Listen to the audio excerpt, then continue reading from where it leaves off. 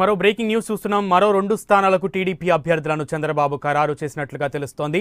Narasapuram TDP MP అభ్యర్థిగా దండు శివరామరాజు పేరును చంద్రబాబు ఖరారు చేశారు. ఆయన ప్రస్తుతం ఉండి ఎమ్మెల్యేగా ఉన్నారు. సుదీర్ఘ కసరత్తు అనంతరం నరసాపురం ఎంపీ అభ్యర్థిగా శివరామరాజు పేరును ఖరారు చేశారు టీడీపీ అధినేత. ఇక ఉండి ఎమ్మెల్యే అభ్యర్థిగా మంతెన రాఘవరాజు పేరును చంద్రబాబు ఖరారు చేసినట్లుగా తెలుస్తోంది.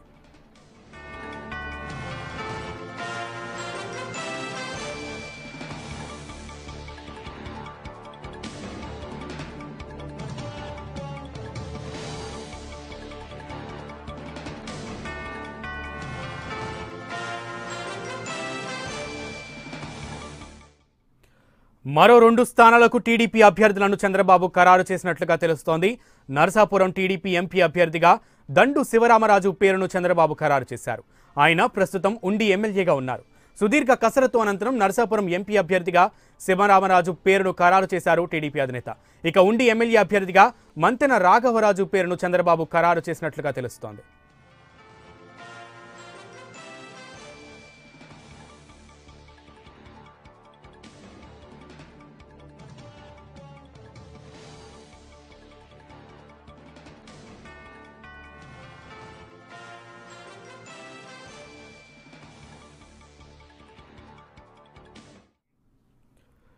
మరో 2 స్థానాలను టీడీపీ అభ్యర్థులను చంద్రబాబు ప్రకటించినట్లుగా తెలుస్తోంది. ఇదే అంశానికి సంబంధించి మరింత సమాచారం మా అవుట్పుట్ ఎడిటర్ శీలన్ రాజు అందిస్తారు. శీలన్ రాజు.